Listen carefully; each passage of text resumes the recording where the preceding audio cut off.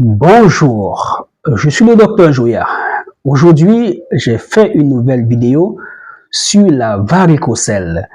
Alors, c'est comme si les hommes ne savent pas qu'il existe une maladie qui peut attaquer les testicules et les rendre stériles ou compliquer la vie par des douleurs et une impossibilité de faire les rapports sexuels.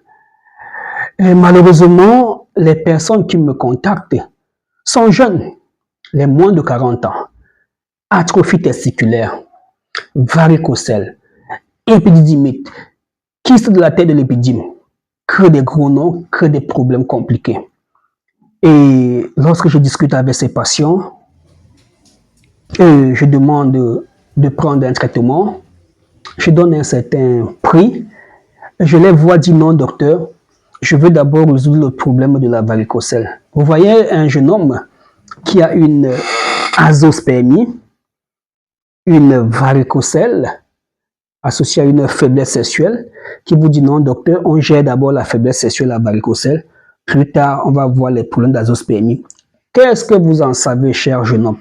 Pour moi, c'est l'azoospermie, absent de spermatozoïdes. Vous êtes un homme stérile, vous n'allez pas faire d'enfant, qui me préoccupe. C'est pas ces testicules qui ont fait ci, qui ont fait ça, ou bien parce que tu n'arrives plus à bien faire des rapports sexuels, non. Lorsque vous avez un problème au niveau des testicules, le sommeil doit disparaître. Et malheureusement, certains jeunes gens, c'est comme s'ils se vantaient avec leur maladie. Docteur, à combien vous faites votre traitement? Oh, docteur, c'est cher. Qu'est-ce que vous en savez? Essayez d'abord de faire des recherches sur cette maladie, la varicocèle. Très complexe. Quelqu'un m'a même dit, docteur, j'espère que quand vous allez soigner, ça ne va plus revenir. Ça peut revenir comme ça ne peut plus revenir. On peut opérer. J'ai déjà fait une vidéo là-dessus. On opère de la varicocèle, ça revient. On opère une deuxième fois, ça revient. On va encore aller opérer pour une troisième fois. Non, on cherche à se soigner. Donc, il y a des maladies. Lorsque vous avez ces maladies, si vous êtes prédisposé, vous allez faire ces maladies de temps en temps. Donc, ne regardez pas la somme d'argent que vous utilisez pour soigner la première fois, pour vous dire que si je dois soigner comme ça chaque fois, non. On vous opère, ça revient. Comme on peut vous opérer, ça ne revient plus. Donc, ce sont des maladies complexes. Alors, le conseil que je vous donne, c'est de vous soigner. Soignez-vous et soignez-vous. Parfois, vous êtes même en train de vous soigner, la maladie ne fait que s'aggraver. N'abandonnez pas, continuez. Parfois, vous commencez le traitement, ça s'arrête, vous abandonnez et ça revient.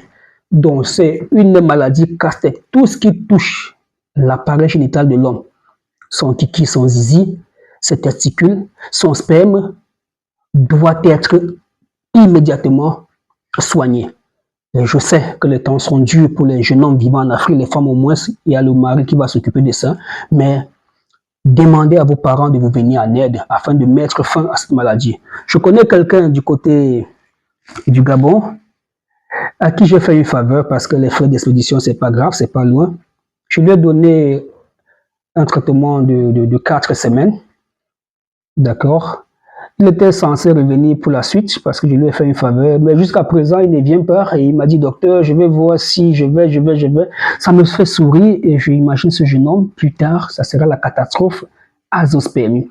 Et lorsqu'il y a azoospermie par atrophie testiculaire, les testicules deviennent petits, c'est un casse-tête, c'est chaud sur vous, monsieur. Vous devez vous battre parce qu'à l'hôpital, il n'y a pas de traitement. Il faut le savoir, à l'hôpital, on opère la varicocèle. Mais lorsque les testicules sont petits à l'hôpital, on ne peut rien. On peut tenter de vous injecter la testostérone, de booster votre testostérone, mais ce n'est qu'en médecine traditionnelle, qu'avec les plantes traditionnelles, il ne faut pas laisser les choses des naturopathes, c'est avec les médecines traditionnelles, les connaissances du village qu'on parvient à résoudre les problèmes testiculaires. Et les connaissances en médecine traditionnelle du village, vous ne pouvez pas les payer. Ce qu'on vous demande là, c'est juste pour pouvoir apprêter aussi votre remède. C'est les choses de naturopathe qu'on peut faire un sachet comme ça et vendre à je ne sais pas combien. Tu achètes 2, 3, 4 sachets, tu bois. Mais lorsqu'il s'agit de soigner les testicules, c'est une autre dimension. Je suis le docteur Joya, je suis à Douala au Cameroun. Nous parvenons comme ça à expédier nos remèdes aux 4 coins de la planète, mais il y a certaines parties du monde où on ne peut pas expédier.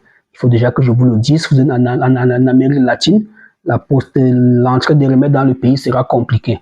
D'accord? Mais en Europe, aux États-Unis, en Guyane française, à Haïti, Au Canada, nous expédions les remèdes facilement. Avant, les remèdes étaient en poudre comme ça.